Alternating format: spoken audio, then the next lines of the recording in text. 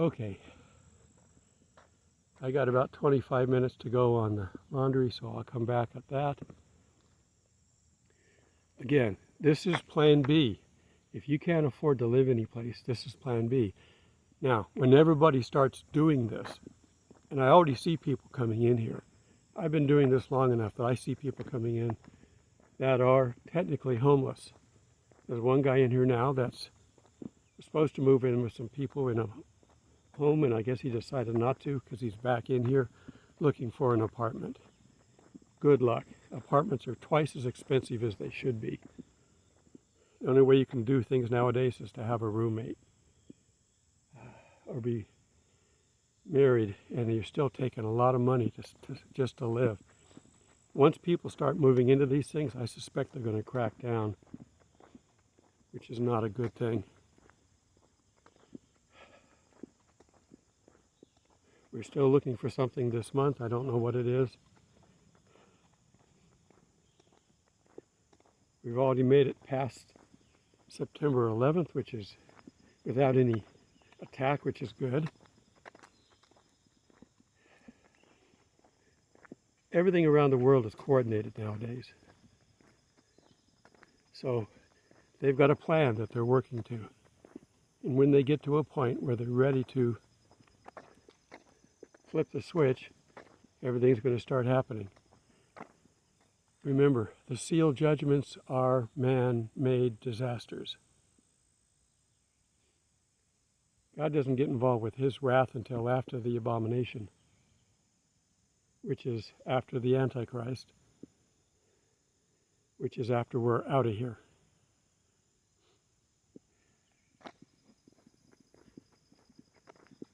But again, I don't know the timing.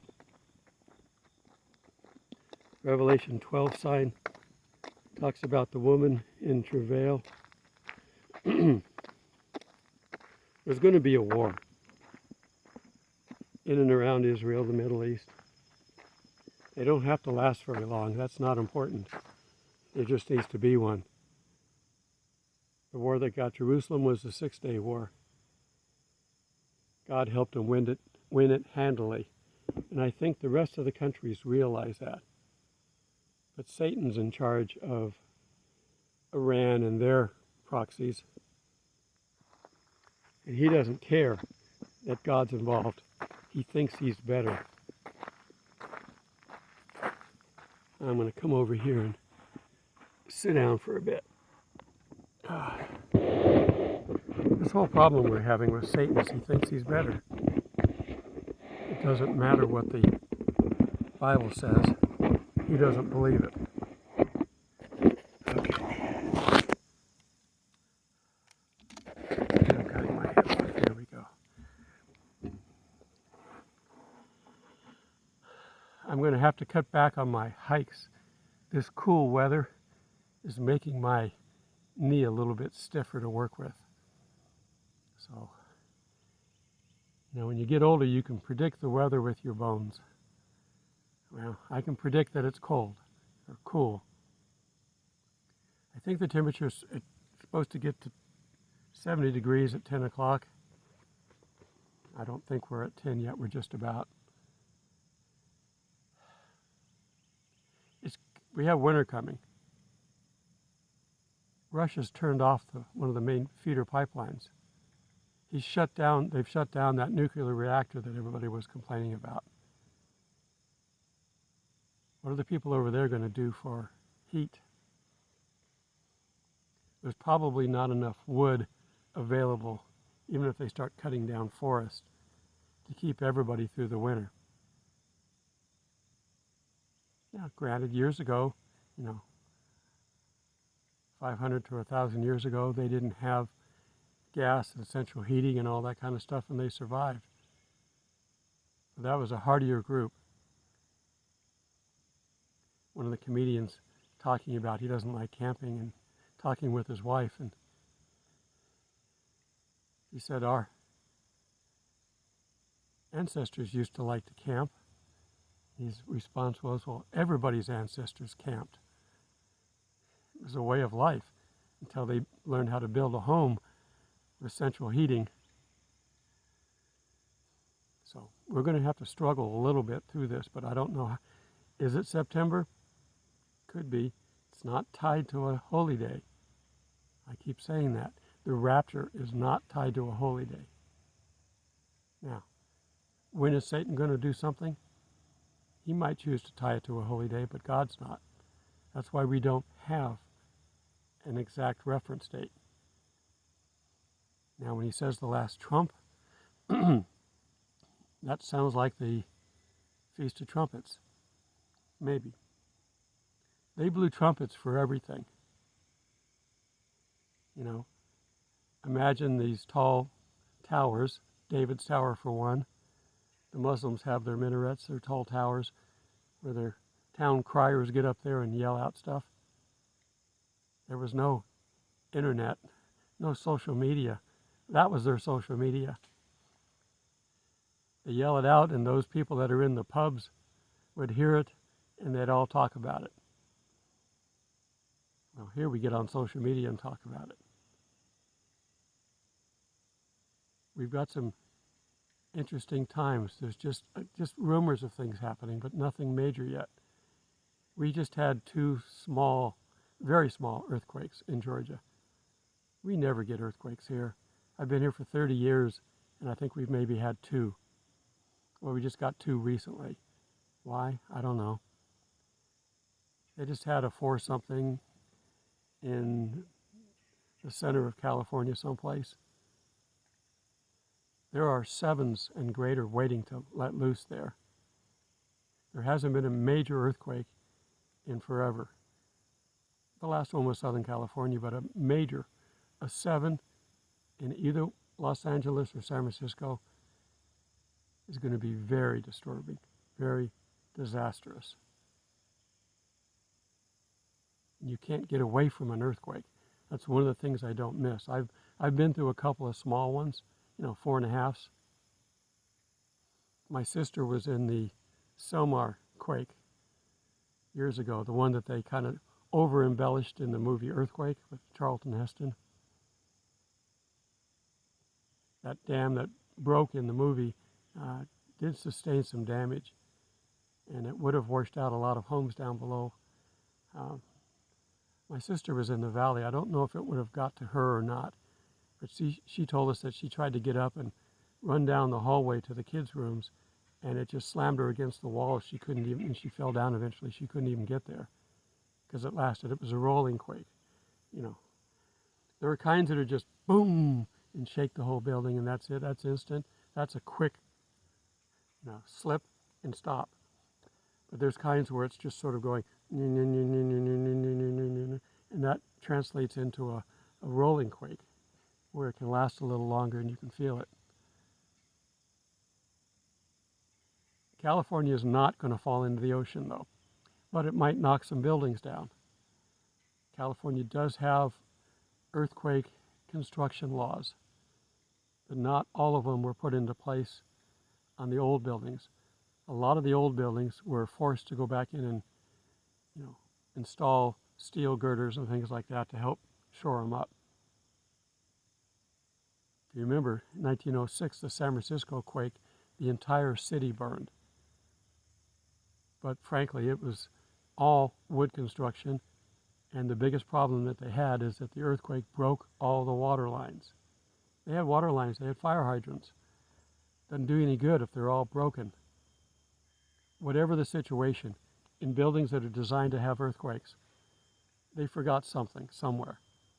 Or it's going to shake up and down versus right and left, and they only plan for up and down. Whatever the problem is, they won't think of it. Murphy's Law comes into place. Man's law or Murphy's Law. Whatever can go wrong will. Now, I haven't even discussed God in this because this is purely an earthly thing. God can protect you wherever you're at. But He may tell you to move and you choose not to move. That's on you now. Now, if He hasn't told you to move, He's going to take care of you. You won't be at home when the home is destroyed. God will make sure that the timing is right for you. He's not going to change the time and date of the earthquake, whatever that is, but He'll make sure you're in a safe place. or that it won't harm anymore. That he knows what the full level of everything that's going to happen. He knows if a teacup's going to fall off a shelf, you know. He knows everything. So he will protect you. But these are still, you know, wars and rumors of wars, earthquakes. It doesn't say there won't be earthquakes. It just, the greatest quake in the world that's ever seen since mankind's been on the earth is going to happen in the next few years. Every mountain's going to move. That's a pretty big quake. The wealthy will be in their bunkers. Is there going to be anything for them to come up for? Well, there has to be. There's a remnant that survives, so you can't kill everybody. But half the population of the earth will be destroyed in the next few years. We're 8 billion people. Now, is that half of the 8? Because there's roughly 2 billion Christians. But there's going to be a lot of destruction. But that's why you've got to make sure that whatever you do, if we're not being raptured this fall, we've got a year to go through. And with the way things have been escalating, there's got to be a lot of major destruction going on. The seals may start. The first seal, of course, is the Antichrist. He may start working, but we may not recognize him. He's got to be known. Our illustrious, formerly known as Prince, King Charles, said at the UN, or the World, starts with an E, but I can't say it, Forum. I think that was what he spoke to.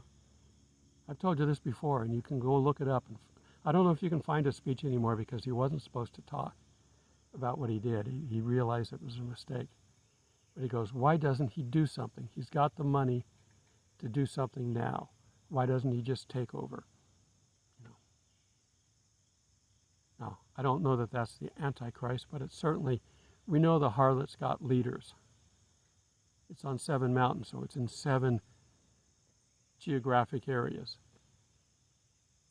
It could be, you know, San Francisco, New York, or LA, New York, or Paris. It could be London. It could be in some major cities. It could be in Germany someplace. We don't know. 7 major centers for the harlot to operate out of. And we know that it's a physical location because we're told the mountains. That's one thing. But also, when the Antichrist finally has enough, you know, she's riding on the back of the beast. You know, that's got to be degrading for him. Now, he's not literally running around on 4 paws, and she's not literally on top of him. It's figurative speech, but she's using him, and he doesn't want to share. So what's going to happen is he's going to get together with his 10 horns and go after her and kill the beast. The beast will be slain. But this is after the beast has already set up their world. People are going to mourn for the harlot that's going to be killed. So they have to be happy with it. The 30-20, reverse the numbers, agenda says that we're going to own nothing and be happy. Well, that's utopia, and it doesn't exist. Not yet.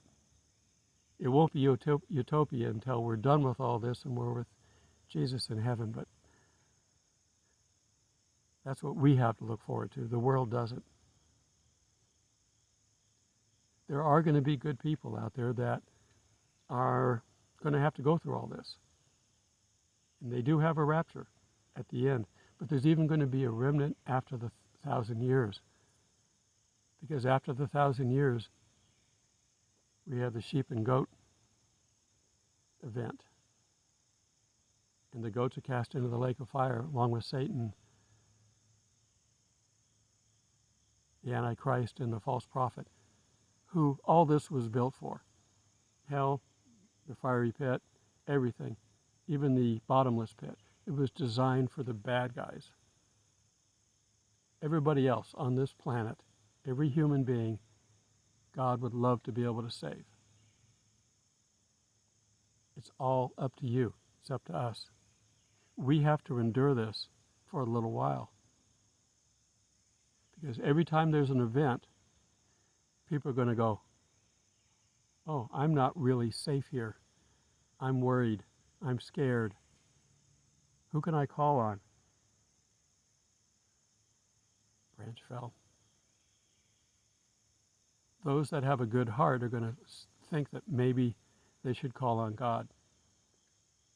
Those that have an evil heart, they're going to call on their leader. We might even be able to turn some of them to the light side, not the dark side. We still have work to do, but we also have to live each day and take what comes. Do you have trouble in your life? Or do you have opportunities? Now, some people really do have to suffer through some of this, and I feel sorry that they're suffering. I wish that they could call on the Spirit more, and in the worst conditions, still have joy. Look at Paul and his associates when they were in prison, singing songs and happy about life in general, not really paying attention to where they were. They had joy. It's like the song, you have joy, joy, joy, joy down in my heart. It's got to be felt from the inside because the Spirit's on the inside. Nothing that happens. Now, you can suffer pain, but you don't have to worry about it. You don't have to fret about it. What have I done to deserve this? Maybe nothing. They kept asking back in Jesus' time, who sinned in this person's life who can't walk or can't see? He goes, nobody sinned. He's here for the glory of God so that when I heal him, you will see God and you will recognize who I am. People don't have to carry through generations of sin. If you ask for forgiveness for sin, all sin is gone. Anything in the past is gone. And you only have to worry about what's going forward. We have a human nature. We will sin. So you have to ask for forgiveness daily. And I can't go the whole day without sinning somehow. And I don't mean, the big S sins. We have the 10 Commandments. It doesn't have to be that. I can look over at somebody's campsite and go, that's a nice stove. Did I covet the stove? Did I covet my neighbor's property? In a way, I did. Now, if I look at it and go, oh, I could have one of those too. I know where I can get one. That's a different way of looking at it. You see? But do I need it? Or do I want it? Sin is a fine line. So we sin every day. No excuses for anybody. Not if you're human. All right. I haven't really worked up a big Bible study, but I've got some examples of what we can do to survive this. Remember, we have the strongest being in the universe standing right beside us, ready to help, ready to assist whenever we have problems. What can he do? And I've already talked about it a little bit, but God can do just about anything. Remember when Satan was tempting Jesus? He said, takes him up on top of one of the walls and says, throw yourself off and have the angels come and get you and catch you. Okay, that was a temptation for Jesus, but notice what he said, that the angels can come and catch you if you fall off of something. That's their capability.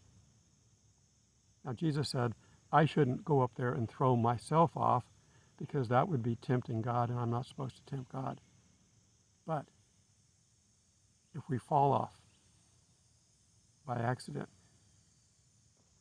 somebody could be driving right underneath with a truck full of mattresses and you fall on it.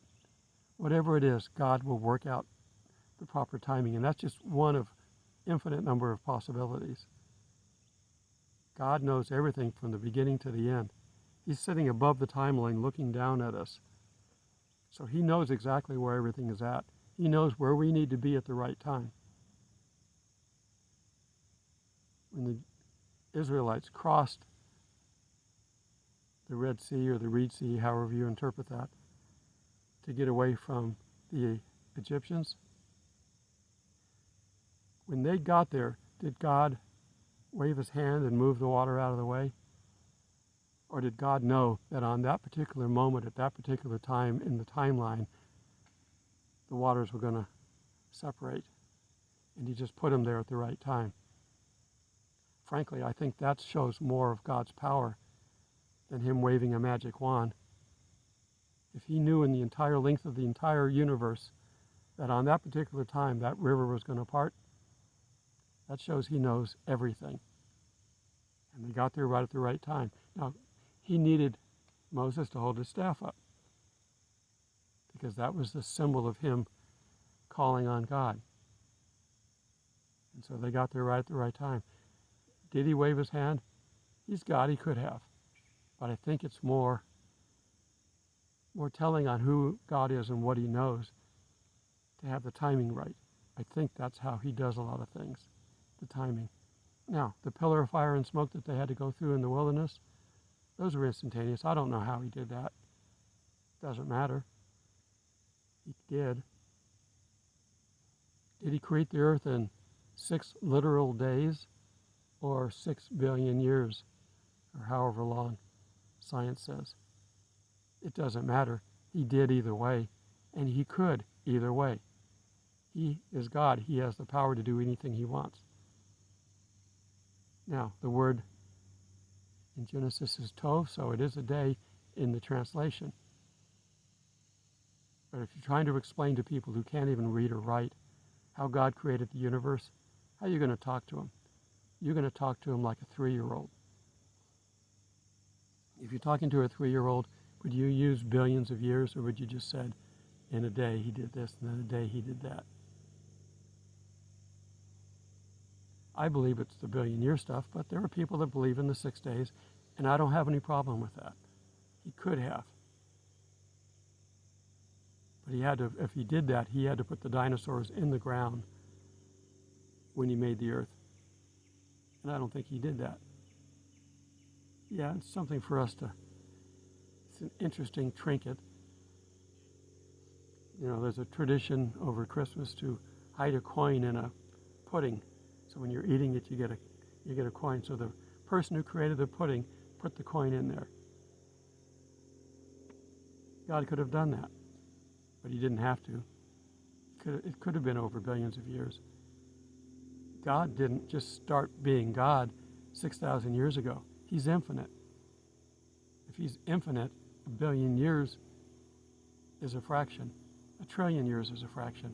100 trillion years is a fraction of infinity. Think about those numbers. All right, let me go get my Bible and work up my study. I've already got my notes. I just got to find the verses and pull everything together. So let me go do that for you, and I'll be right back. Okay, let's get into our study today. The theme that I've been trying to work on for the last couple of videos is that God is going to be with us. He's going to protect us. Do we have a rapture this month? I can't testify that we do. If it's not this month, is it next? Don't know. Now, don't throw the verse at me that we don't know the day or the hour. That's got nothing to do with the rapture. That has to do with the second coming, for which we don't know the day or the hour. The Lord's day. You know, when God comes back, we're not going to know that. But the rapture, there's no timing. There's nothing. And it is a Gentile event, if you will, or a Christian event. It is not a Jewish event. It's not tied to the Jewish laws or the Jewish festivals or any of that. It's tied to Satan and him coming down to here to attack us. We've had the Revelation 12 sign to confirm that that is the way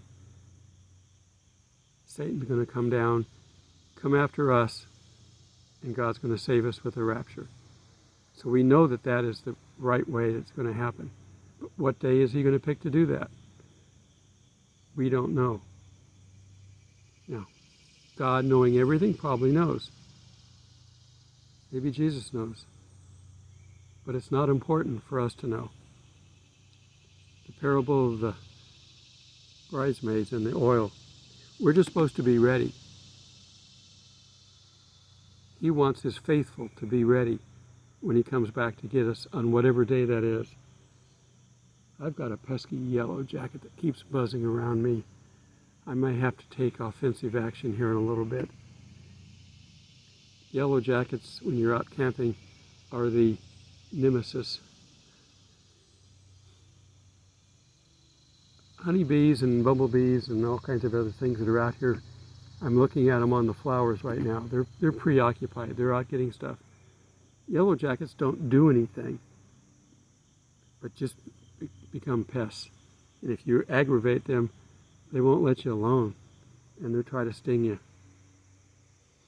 I've been out with scouts, and it's like we see a yellow jacket nest in a tree, and it's like, step over the tree, don't shake the tree. And one of the kids gets up and jumps up and down on it. Oh, I'm the big, powerful scout. I can go do anything I want. Yeah, he got stung 3 times. Yellow jackets, they're ornery. Okay. So, we're going to look at 2 Thessalonians 3:3. Okay. I did that to help me to figure out where to put the subtitles in. Because I got to find a way. I try to watch when I put my glasses on. And sometimes I talk with my glasses on, and I really don't need them because I can see fine without them. These are for reading only. They're just little magnifying glasses. Okay. 2 Thessalonians 3:3. For the Lord is faithful. He will establish you and guard you from the evil one. This is the only thing that there are 2 things in life that we have to be afraid of from the point of view of calling on God. Not, oh, I'm afraid and I don't want to do anything. No. But we have to respect, I guess would be a better word, Satan and ourselves. Because we can sin and block the Spirit from helping us, and we can sin and invite the evil one in. So if we don't sin, we can work with God a lot better, and he can protect us a lot better. Okay. And we have confidence in the Lord concerning you, both that you do and will do the things we command you. Now may the Lord direct your hearts into the love of God and into the patience of Christ. And I'm going to look at Deuteronomy 31:6. Numbers, Deuteronomy. If you get through Numbers, you've made it through the phone book. Okay. 31:6. There we go. Be strong and of good courage. Be strong and of good courage. He's encouraging us to be strong. You can't be strong if you're carrying the weight of the world. If you're worried about something, you can't be strong. The weight will take that away. The only way to be strong is to be able to be confident that everything's going to be okay. Be strong and of good courage. Do not fear nor be afraid of them. Now, they were always aggravating their neighbors. So they're being told to be strong and of courage. For the Lord your God, he is the one who goes with you. Even before we had Jesus, God went with his people. Now we have Jesus and the Spirit. We don't go anywhere without God now. The only thing that we can do is to block God so he can't help. And that is one of the dumbest things that we can do. But sin does that. He is the one who goes with you, and he will not leave you or forsake you.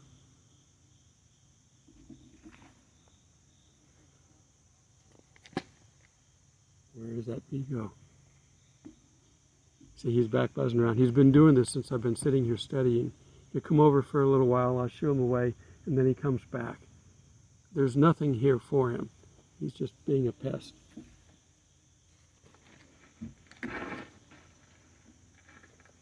Shoo him away, and then he'll come back.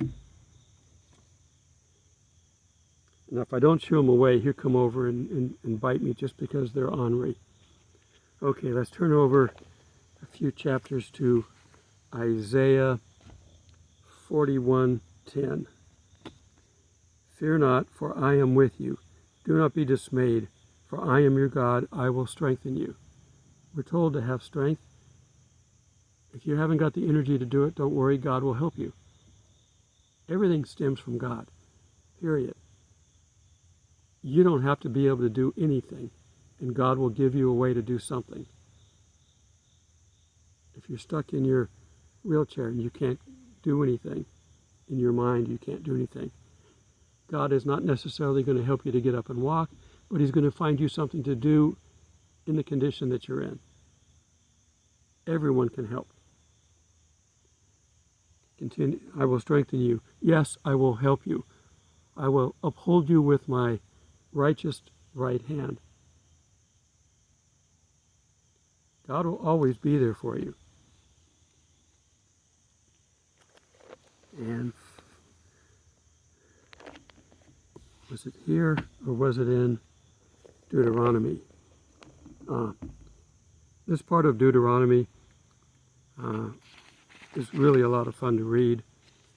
It's the story of Moses, essentially. He was called to help God's people. That wasn't to be. That's just a daddy long leg. They don't hurt anybody. So I just shoot them away. Okay, I like reading the commentary. So here's the commentary between Deuteronomy 31 and 34. The final chapters of Deuteronomy include both powerful instruction and an emotional farewell. Moses' life was coming to an end. After everything he and the people of Israel had gone through, the ups and downs, the rebellions, the arguing, the wars, Moses expressed his deep love for Israel one last time. Then he made his final climb up Mount Nebo, from which God showed Moses the promised land. His mission accomplished, so many years after God's initial call at the burning bush. We've all got a call. Moses looked out briefly at the lush landscape of Canaan, the promised land, looking from Mount Nebo down at it. It's a nice view. If you ever get over there, you want to see that view. After seeing the land Israel would enter, Moses breathed his last. Israel grieved for 30 days. It was a moment of massive change for Israel as they grappled with the loss of the one that had led them so far. We all have a chance to be a leader. No, we don't have to be a Moses. We can be a whatever your name is. The people that we're leading will remember what you did to help. We don't have to stay and die, but you can help where you're at and then move on if that's what God calls you to do. But the people will still be grateful and remember you. And let's see. 2 Corinthians 4, 8 through 9. I didn't mark this. Okay.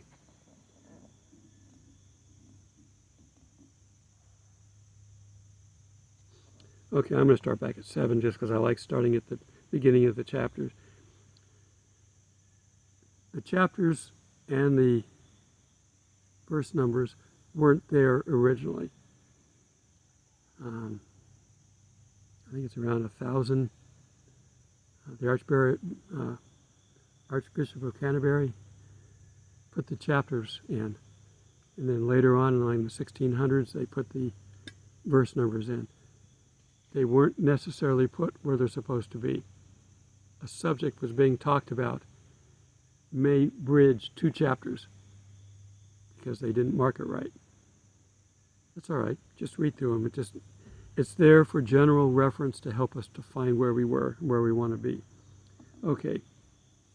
2 Corinthians 4, I'm going to start in 7. But we have this treasure in earthen vessels, that the excellence of the power may be of God and not of us. Whatever we're asked to do, God will equip us. He will supply the strength, the joy, everything that we need, the talent, everything we need to do whatever He asks us to do. God will make sure we are equipped with it. We are hard-pressed on every side, yet not crushed. We are perplexed, but not in despair. Persecuted, but not forsaken. Struck down, but not destroyed. Always carrying about in the body of the dying of the Lord Jesus Christ, that the life of Jesus may also be manifested in our body. For we who live are always delivered to death for Jesus' sake, that the life of Jesus also may be manifested in our mortal flesh. So then death is working in us, but life in you. If we've died to Christ, then we're not doing it for ourselves. We're doing everything we do for Christ. And if we're dead in Christ, nobody can harm us. We're already dead. You can't kill a dead person. God will be there. No matter what the situation, God will be there. God will help us. It's His pleasure to help us. All we have to do is ask. He won't force Himself on us. He won't force us to do something that we just plain out flat won't do. He won't force you to do it. If you don't want to follow God, He won't force you. But a foolish person will turn down a free gift of God. And all of us have, at some point in time, turned down what God wanted us to do. God had wanted me to do what I'm doing now, years ago, and I knew it, and I didn't want to do it. I was very shy when I grew up, and I've talked about this before. So shy that I didn't want to get up and speak. I don't have that problem now. And I don't have any problem. In fact, I enjoy talking. Sometimes I talk too much. But He prepared me to be able to do this. He helped me. He put me in things that I knew, or that He knew that I would like, to entice me to get into this. Talking about Jesus to people that I didn't know, that was going to be too hard for me to do. So He got me involved in theater and acting and stuff like that, where it's fun. And once you get to where you're working with the same people, it's comfortable. You're not shy amongst people as much as you are, that you know when you would be totally shy with strangers. So you work into this. Whatever God wants you to do, you have to start gradually. Preachers that are new to the ministry aren't going to be as good at getting the word out as a seasoned preacher who's been teaching all of his life. But the seasoned teacher may be teaching some old doctrine. Now, the Bible doesn't change, but sometimes our interpretation of what's there does. Not so much the normal scriptures, but anything prophetic. How many people have predicted the end of the world? How many people have predicted the rapture recently? A lot of people since 2017, but we're still here. Not much longer, but we are. So is it this year, next year? I don't know. Keep your wine. That was not a Freudian slip. I don't drink wine. Keep your oil full. What other verse I was thinking about is when Israel is attacked. Don't harm the oil or the wine. But again, I don't drink. I look forward to having a glass of wine with Jesus at the banquet when all this is over in the New Jerusalem. That's where we're going to get to do that. We're not going to be raptured to a wedding feast. It would be inappropriate. How can we be celebrating while people are down here dying? We're going to have our wedding feast in Jerusalem, the new one, the one that's described in all those beautiful colors. That's where the wedding feast is. And we're going to be inviting in the remaining guests. There are still guests that are going to be coming in after we are there. We may help set the tables. I don't know how you prepare a wedding feast in heaven. But heaven will be on earth. In the New Jerusalem, wherever God wants to put everything. It's up to Him. We don't know what the new heaven, we're going to get a new heaven and earth, but what's it going to look like? Well, God created all this stuff, so I'm confident that what He creates will be as appealing. I'm quite happy if He were to just simply duplicate maybe different continents, maybe something. I love to explore. So something that we can explore. And where we can talk to the animals. I look forward to that. I look forward to meeting all of you in this new heaven and new earth when we finally get there. But I look forward to meeting you in the clouds, which hopefully is soon. God bless. Okay, you just saw me walk in, but I'm going to go ahead and come in here. There's always handicap here. And this particular site up here has got a handicap marker on it. So this nice big building, and if they say if there's a tornado coming or something bad weather, come in here. These things are built good. Here's laundry. It's $1 to wash and $1 to dry. I have put $2 in when it didn't dry all the way on a big load. But we don't have to stand here and watch that. It's 28 minutes on the washer and 45 on the dryer. There is it's currently locked, but there is a restroom for handicap. If they've got somebody in here, they'll open it up. Women's room, I'm not going in there, but I have a men's room. Just so you can see, they're almost identical. Okay, you can see me. No paper towels in here. A couple of stalls. These last two are showers.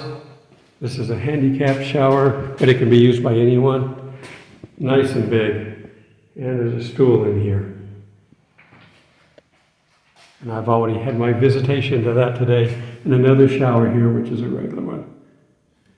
And this one I don't like because there's no place to put stuff. But that one there is. Okay, you just had a tour of a restroom. Don't you feel special? Back outside. Now normally I'd walk over here and sit on this bench. But they came in and put in new sod recently. So they moved the bench off of it to give the sod a chance to grow. Got somebody coming into this site here later today. How long they're going to be there. Well, that just tells the day they're coming in, which is today.